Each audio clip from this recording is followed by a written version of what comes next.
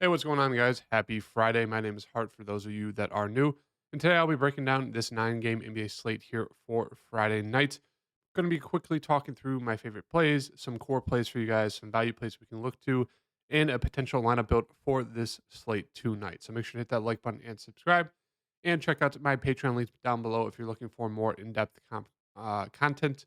I do a whole entire slate write up and I do my updated core plays with the injury news we get before locks. Make sure to check that out.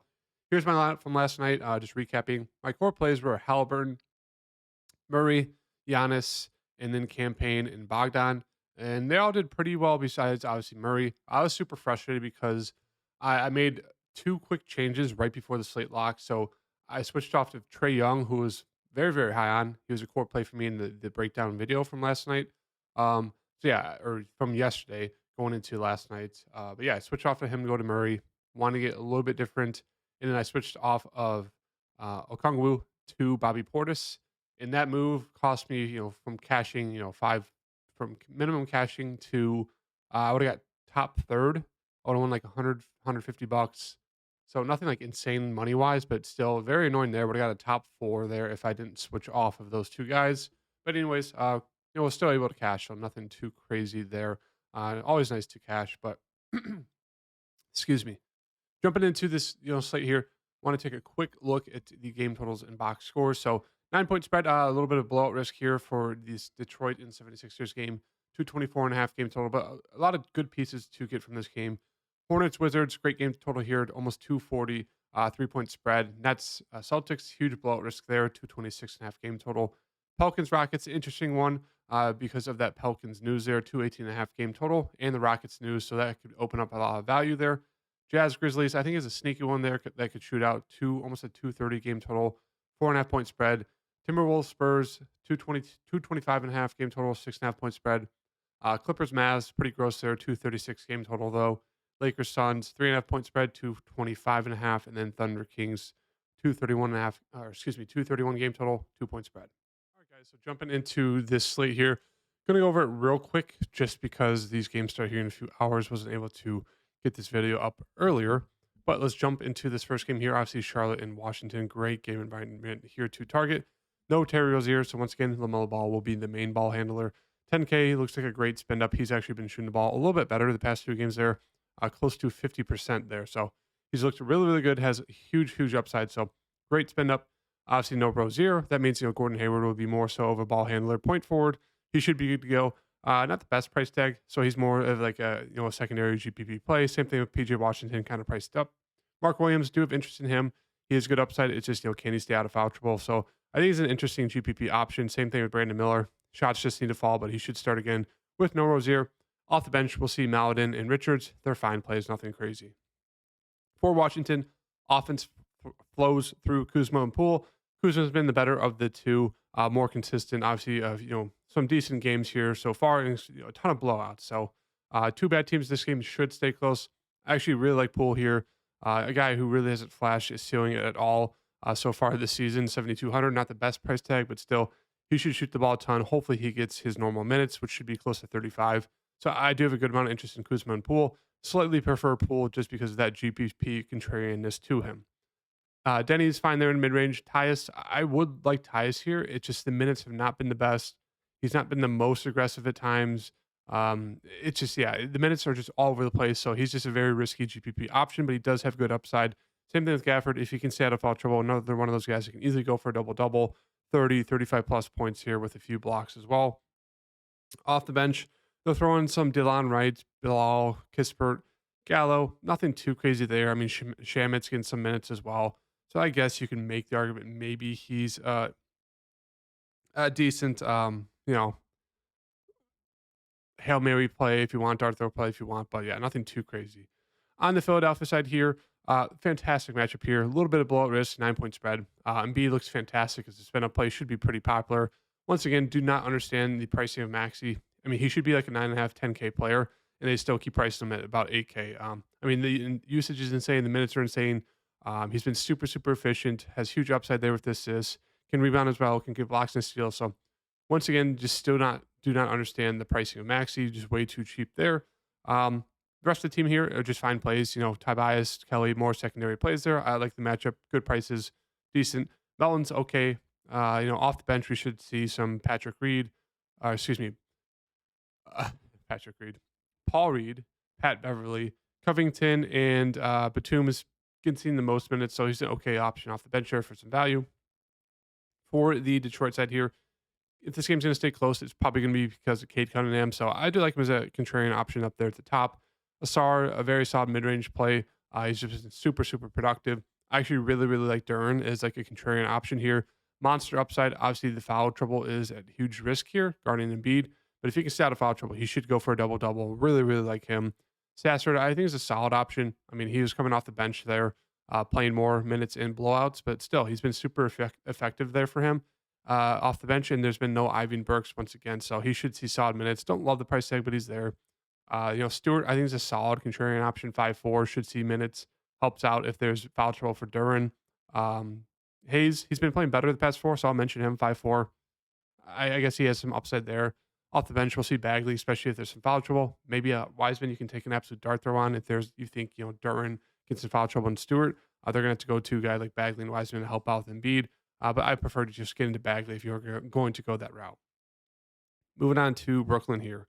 So for Brooklyn, big news is Cam Thomas is out. He's been averaging like 29 a game for them. So that's a lot of offense to lose right there. Ben Simmons is out as well. And obviously no Claxton. So they'll start most likely Bridges, Dinwiddie, DFS, Royce O'Neal, and Cam Johnson is back. So that's big news there. I expect this team to kind of go back to the offense they played last year, where it was really, really led by Bridges and Cam Johnson. And then Dinwiddie was kind of like that 2/3 option. So I have a good amount of interest in all three. Cam, more so if he's not on a minutes limit. If he's not on a minutes limit, I really, really like him at that price tag. Otherwise, if he's on like a 20, 25 minutes limit, I think he's an okay play. It's a good price tag, but still, if he doesn't hit his shots, they can kind of screw you. We kind of need 30 plus for him, but really like all three of them. I think Royce and DFS are fine. Off the bench, we'll see Lonnie, Dennis Smith Jr., some Sharp, maybe a little bit of Wofford. Nothing too crazy there in terms of the value. On the Boston side, fantastic matchup here. Love Tatum. Brown, Porzingis, Holiday, all decent secondary options for me. And I really like White here. You should see 30 plus minutes. He's actually been super aggressive, even alongside all those stars. So really like him there. Has huge defensive upside as well, with like the blocks and steals. So really like him. And Horford is out. He was kind of like the main guy off the bench there for them, playing 20, 25 plus minutes at times. So with him out, that's a lot of minutes to go around. They'll obviously throw Hauser in there, Pritchard in there. But I think Luke Cornett should be the main guy off the bench. He should play at least 15 minutes, hopefully, if not more. Especially if this game blows out, he'll see even more minutes. So I really like taking a shot on him as like a cheap value at center. For Utah, Lauri Markkanen's always a great, contrarian spin up option. John Collins and Clarkson are decent, GPP options. They both, Collins has foul trouble risk. Clarkson just has that, shot risk where, sometimes he doesn't hit his shots and he goes for a very low floor. So I think they're both solid options here in this matchup. Kessler is out. So once again, we'll get John Collins starting at this center position. Kelly O should come off the bench. He should be super productive. Just got in huge foul trouble that last game there. Otherwise, he probably had a really solid game. So I don't mind going back to him. And then we'll also see, hopefully, Keontae George starts again. If he does, really like him at 4,700. Wasn't too aggressive, but does have some pretty solid upside there with the assist. So if he's going to see 30 plus minutes, 4,700, I still think he's a very solid play. Really good guard. And that's really, it's not too much there for the value. Memphis side, absolutely love Desmond Bane. Offense is going to flow through him and Jaren Jackson Jr. Obviously, they're not good overall as a team right now. I don't know if they've won a game yet, but still, DFS-wise, Bane and Jaren Jackson Jr. look great. Smart's a really strong secondary option who's kind of been up and down. No Tillman, so Biyombo should start again, 4,900. It's just the foul trouble risk there with him. If he stays out of it, he should see close to 30, maybe pushes past that, and he'd definitely be too cheap at that price tag. Really like Santi off the bench, kind of the main scorer off the bench there. Should see 20, 25 plus minutes. Really like him there at 4,800. He's been aggressive. I don't really care about Conchar, Zaire Williams, even if they're back. Roddy, it kind of eats into his minutes. And I really like Luke Kennard, best shooter off the bench here, probably almost best shooter on the team, next to Bane. And he's been seeing steady minutes there. So even with those guys, in, I still think, Luke Kennard should see strong minutes. So really like him, really like Santi, and really like Bane or Triple J. Minnesota, great matchup here. Really like Towns, really like Anthony Edwards. The rest of the team is fine if you want to land on Gobert, Reed, Even Conley, don't mind it, but nothing too crazy for the Minnesota side. And I guess if you always want to take a GPP dart throw, you could land on a guy like Cal Anderson, who at times has that random triple double upside, especially if someone in the starting lineup gets in foul trouble. Spurs side, I mean, Victor's priced about right, and it does feel at times a little bit too pricey, kind of because he's just all over the place in terms of his production. But that's what you're getting. Should be low ownership, has massive upside, but obviously has a very low floor as of right now. With Vassell back, he didn't start that last game. He only played 12 minutes, but it looks like he should be good to go starting. So I think him and Johnson make like fine plays. Zach Collins would probably be my favorite on this team. They're going to need him. Should play solid minutes. Once again, just one of those guys who's very productive, but he's very foul prone. So that's the risk there. But I think he's probably my favorite on this team so far. And then Seti is a decent option there. 3,700 is some value. Moving on to the Falcons here. Zion should be good to go. So this team is going to be led by Zion and Brandon Ingram. I think they're both solid options there. Great matchup against Houston. J-Val always just a super risky contrarian option there at center. Herb Jones is questionable. This is kind of the big news for them. So if he's out, they're going to start, or excuse me, if he's in, they'll start Zion, Brandon Ingram, J-Val, Herb Jones, and probably Hawkins. And then if Herb Jones is out, they'll probably move, I would assume JRE or Matt Ryan into the starting lineup. Whoever starts, I think would be a solid option. Would like, whoever comes off the bench as well. Daniels is a decent option off the bench. He's been productive, not going to score the ball a ton, but he can do all those peripheral stats. So I do have a good amount of interest in the kind of these, shooting guard and wings for the Pelicans. Don't think I'm going to get up to the stars. On the Houston side, the big news is Sengun. If he's out, they could start a Landell. They could start a Jeff Green. They can even get weird and start like a Tate or even an Easton. So keeping your eyes peeled for this news because I would like whoever starts there and wouldn't mind getting to whoever, comes off the bench there is like the value. Right now, I do like Easton, even though he's on a minutes limit. He's a super, super productive guy there at 3,800. So probably my main interest is in those value plays. If there's no Sengun, if there is Sengun, I still don't mind taking a dart throw on Easton, but at the same time, everyone would just be more so secondary options. Like everyone kind of feels priced about right. So they all have GPP winning upside, but no one really stands out to me. Maybe Jalen Green a little bit. Moving on to Clippers here versus Dallas. No interest really in this team here for the Clippers right now. Offense is all over the place right now. So if you want very low owned contrarian options, I'd say go to George and Kawhi. Maybe take a shot on Zubac. Otherwise, no one's in play for me on the Clippers side. And I think most of the general public is thinking that. So that's why if you want some contrarian options, you can definitely go to them. For Dallas, if you want to pay up for Luka, I don't mind it. He always seems to cook the Clippers. So wouldn't be surprised if he goes for like 80 fantasy points tonight against them. Kyrie is a solid contrarian option there. Hasn't really had a big pop off game yet. Lively, one of those guys who can go for double double upside if he stays out of foul trouble. We'll see if how much he plays tonight. I think my favorite play would probably be Grant Williams. They're going to need him to guard those stars. Should play 30 plus minutes. It just comes down to can he hit his threes if he can. He can go for 25, 30 plus fantasy points. So 4,700 probably my favorite play. OKC absolutely love SGA. I think Chat's a very strong play there. Rest of the team more secondary options. Nothing really stands out. Chet and SGA are clear by far the best plays on that team. And then for the Sacramento side, Sabonis looks like a fantastic spend up option. I mean, we know the upside with him, triple double upside. Leading the team in terms of usage, very very strong and safe play. Love Keegan Murray has been absolutely terrible at shooting the ball right now, but we know, as you can see, he's going to see the minutes, he's going to see the shot attempts. It just comes down to can he hit the shots? If he can, he should absolutely explode.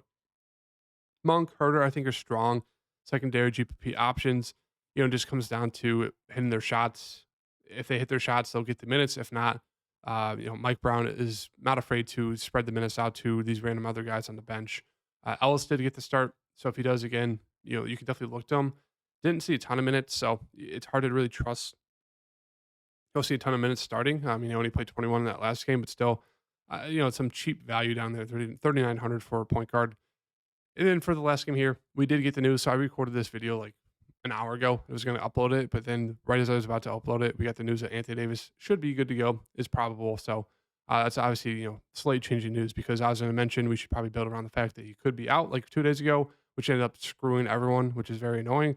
But now that he's good to go, I still really like getting to one of these guards. I think Anthony Davis, LeBron are strong, pay up options, but I'd rather get to one of these guards here with Russell Reeves. Off the bench, not much interest for me. Prince is still a decent option there at 4,200, but really just very score independent there. So I don't mind if you land on him. And then for the Phoenix side, Durant, solid spin up option. Beal, I really like him if he's not on a minutes limit. He saw close to 25 that last game. So you could definitely take a shot on him at 7K, 25 minutes. He could easily get there, but still would like to see closer to 30 minutes from him. The rest of the team are just kind of there for me. No real standouts. I don't mind getting into Bates Diop if he's going to start again. Not going to be the most productive player, but if you can see he's close to 30 minutes, 4,400, I think it's a solid play. And then Eubanks, if there's some foul trouble there for Nurkic, Eubanks is decently productive off the bench, even though he's a terrible player just in real life. It doesn't really add up, but yeah, that's kind of my thoughts there. So in terms of finishing out this lineup, let's go to small forward here real fast. Obviously, kind of want to build around the fact that Pelicans news there could be some value there, depending on if Herb Jones is in or out. So right now, I think I'm going to stick with going to probably Reeves there. Still like him there as an option. Almost had a triple double 2 games ago. Then had a terrible game there against Houston, like the rest of the team. So I still like the upside with him. And then a guard, 5,800 left over. Not a ton to like pay down with at the guard position right now. So do like paying up a little bit, but I mean, Luke Kennard is there. Still think he's a strong play. But otherwise, it's like you kind of have to pay up into like the mid 5K range to really like any of these guards. Um, so right now, I do think I'm gonna punt with Luke Kennard down here, 4,300, then 7,300 left over at the small forward position. So let's see what we can get here. Some decent options. Nothing really stands out, jumps out to me. Don't mind taking a shot on Brandon Miller there. I think that could be a decent option. We could also rearrange this to kind of get, I think, Bane. They took away small forward eligibility, but um yeah, so we could probably rearrange this to kind of fit this on it better. But obviously, it's an early look build, so let's just go with, for now, don't love it, but we'll go with Gordon Hayward. It does have some pretty solid upside, great game environment. So I'll throw him in there for now. So early look build, hit that like button, stay updated with me for the core plays on my Patreon link down below. And I'll see you guys in the next video. Peace.